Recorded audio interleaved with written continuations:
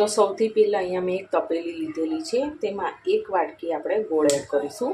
અહીંયા તમારે કોઈ પણ 1 વાટકી સેટ કરી લેવાની અને એ જ વાટકીમાં આપણે પાણી નાખીશું 1 વાટકી।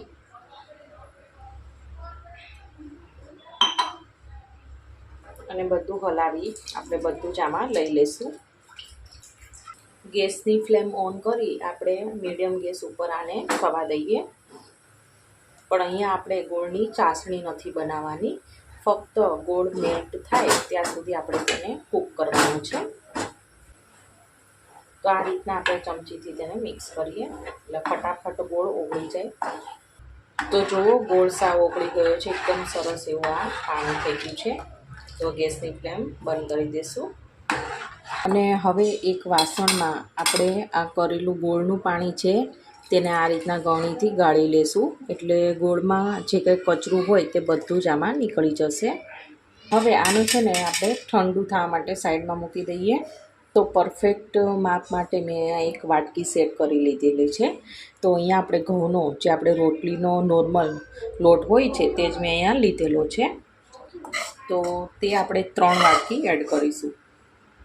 તો આ રીતે તમે કોઈ પણ 1 વાટકી સેટ કરીને કરશો ને એટલે ના તમારે મોળી થશે ના ગળી, એકદમ સરસ એવી રૂ જેવી પોચી એવી પૂરી બનીને તૈયાર થશે।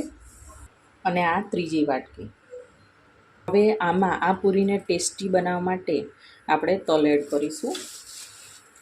તો 3 મોટી ચમચી જેટલા અહીંયા હું તલ એડ કરી રહી છું। તેલનું મોણ નાખીશું। તો 4 થી 5 પાવડા જેટલું મોણ આપણે આમાં જરૂર પડશે।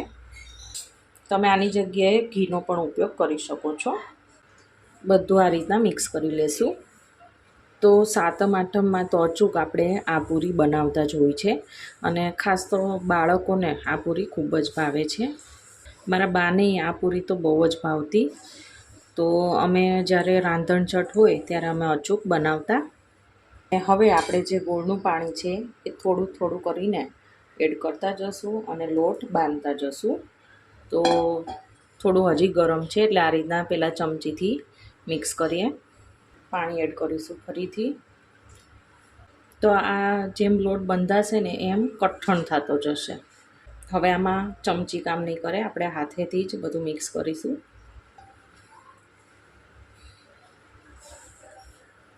તો જો એકદમ સરસ કૂણો એવો આ લોટ બંધાઈને તૈયાર થઈ ગયો છે।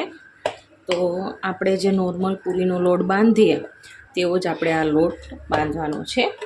અને મારે અહીંયા છે ને આ બધું જ પાણી વપરાઈ ગયું છે। થોડું ઉપરથી તેલ નાખીશું અને આ રીતના તેને તેલ સાથે મિક્સ કરી દઈએ। હવે આને ઢાંકી આપણે 5 થી 10 મિનિટ જેટલો રેસ્ટ આપીશું। 10 મિનિટ થઈ ગઈ છે, તો હવે આપણે આ ખોલીએ અને ફ્રેન્ડ્સ અહીંયા જુઓ આપણો આ લોટ છે કેટલો સરસ એવો આમાં સેટ થઈ ગયો છે। તો હવે એકવાર આ રીતના તેને કૂણવી લેશું અને આમાંથી આપણે છે ને આ રીતના એક લુઓ લેશું।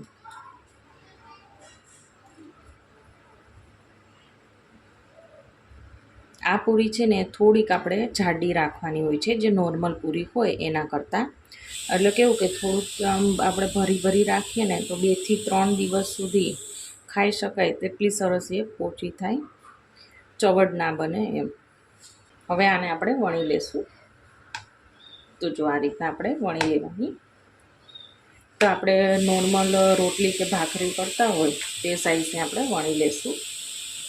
તો જો અહીંયા એક આ રોટલી વણાઈ ગઈ છે અને એની થિકનેસ મેં આટલી રાખી છે। તમે જો ગોળ કરવા માંગતા હોય તો તમે ગ્લાસથી પણ આ રીતના ગોળ ગોળ શેપ આપી શકો છો, પરંતુ આજે હું છે ને ત્રાસિયા કરવાની છું, એટલે કે ત્રિકોણ શેપની આપણે પૂરી કરીશું। તો આ રીતના વચ્ચેથી કટ લગાવી દઈએ અને અહીંયાથી પણ આપણે કટ લગાવી દઈશું। તો આવી રીતના કરશું ને તો ફટાફટ આપણે ઉકળશે અને સરસ બનીને તૈયાર પણ થશે।